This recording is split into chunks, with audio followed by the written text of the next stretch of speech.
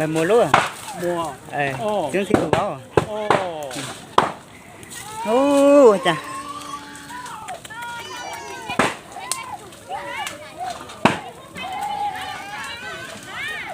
Nếu phải thế à? Ôi chẳng này chỉ một lúc phán thế đâu.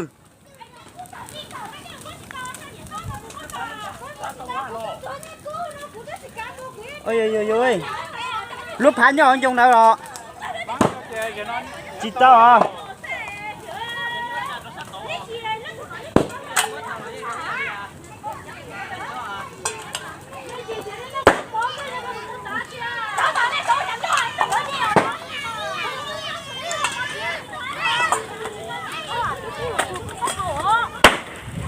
Sao? Lô. Bộ chúa chị à? Chị chúa đây à? Chị chân chị cái liệu?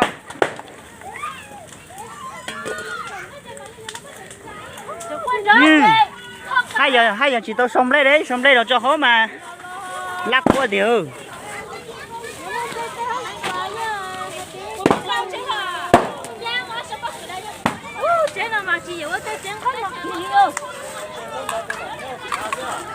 Nhờ.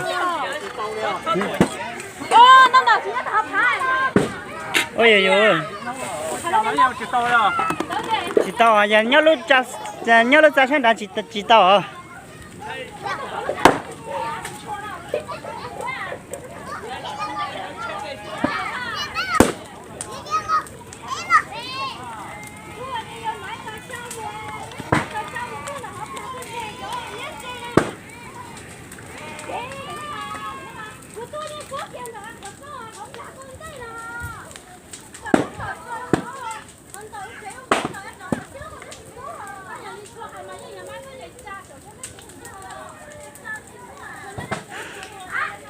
Chạy cũng nhiệt tại đây cho mình ơi.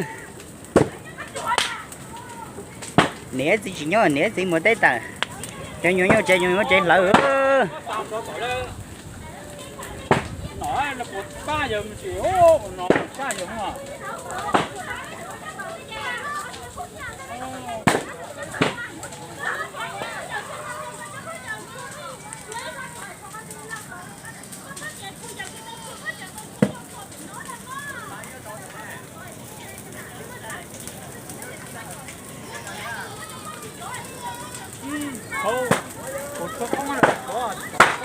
Chị mua thì nó cho con chị tao mua sợ thâu lần cú lo hàng ơi chị lo hàng ơi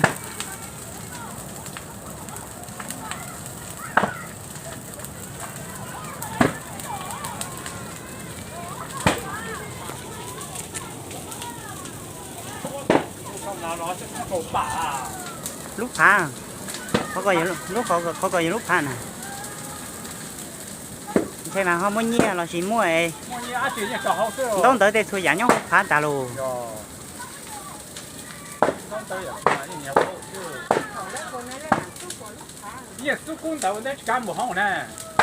lấy lại cái thô kia chỉ còn hỏi lâu cái lúc phá lâu thứ mà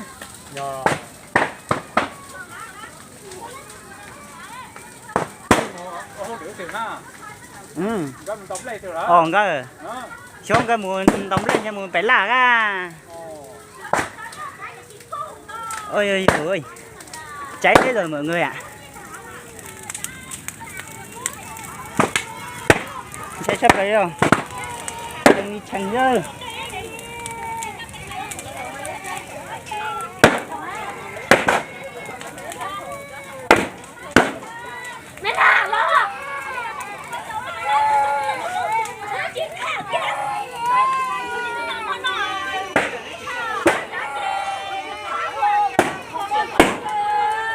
ôi cháy hết rồi